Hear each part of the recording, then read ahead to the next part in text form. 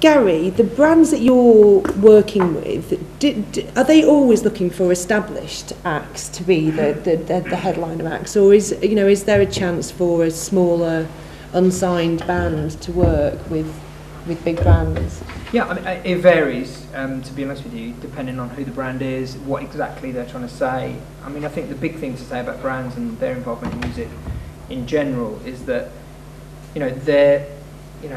they're not really interested in the music per se, they're interested in the audience behind it. And I think once you understand that, and you understand that it's not about the genre of music or whether it's an established artist or an emerging artist, it's about how much audience reach can this give us by associating ourselves with this artist or with this festival, for example. So we did some work all this summer with Gamers, who were involved in 16 music festivals this year in terms of having experiential areas, but also had pouring nights at pretty much every single UK music festival. The thing for them was not actually about music at all. It wasn't about programming, it wasn't about actually having bands on. They had a small stage where they had music acts on, but a lot of it was kind of human karaoke, human DJing, ukulele orchestra, all that kind of stuff. It was purely about bringing people in to, taste cider and sell more products. Yeah. And so music was there as entertainment. Absolutely, yeah. So it was just driving people to that area so that they could have a sampling session. Yeah. Basically, and it worked very, very well. I mean, it helped that it was a very hot summer during most of the festivals, but sales at Glastonbury, for example, up 25% for Gamers. Massive success for them. But I think it will vary from brand to brand. Coca-Cola, for example, generally speaking, will always use more established artists. They're not like a Pepsi. Pepsi traditionally are always known for associating themselves with massive artists, and basically what they do there is they pay them a huge amount of money to stand next to them and kind of be cool by association. Coca-Cola have a slightly different track where they try and create content and follow a band through and help break them, in the case of Kane, for example, during the World Cup.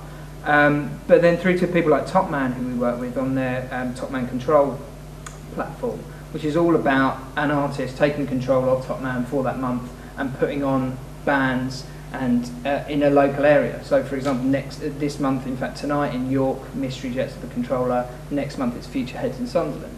And in those areas they work with local promoters to find local bands to support them, and with the artists themselves to kind of recommend bands to work with them. So it just varies, to be honest with you, across the board, but it's certainly not a closed door to kind of independent artists or smaller artists.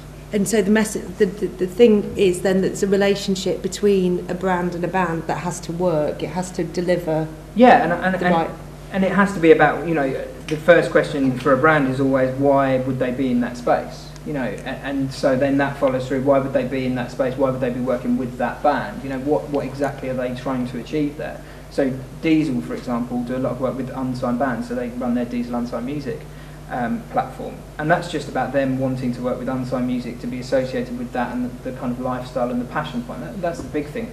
Music is a passion point, and all brands want to leverage passion points with people so that they can reach them and sell product. Yeah.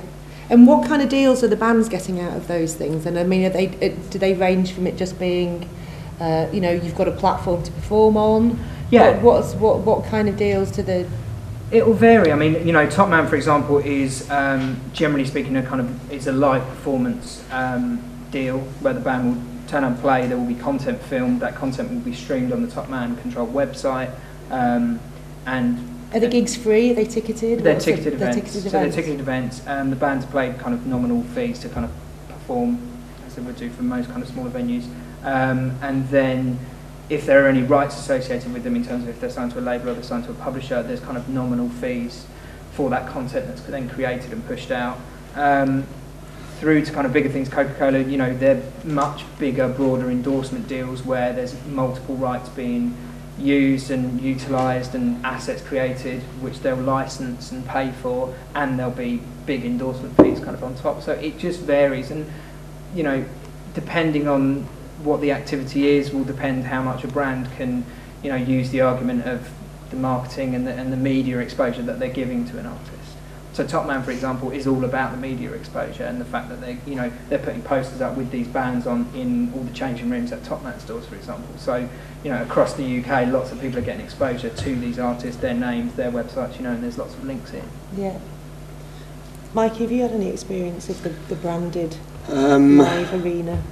most of my artists aren't mad keen to match up that closely. I mean, I think that the Top Man's quite a good example because it gets offered to a lot of up-and-coming artists, but I do think that up-and-coming bands and artists have really they've got to watch what they align themselves with, because you're kind of selling a little bit of yourself every time you do it, unless of course it's a really good match. I think like Red Bull and Diesel are probably quite good examples because they've got heritage in, they've done it for a long time. There's actually not really any negative connotations with Red Bull anymore, I don't think, because they do a certain type of music and it's completely okay in that world, whereas just quite sort of random matchups, I think that even the punters are suspicious of that. I think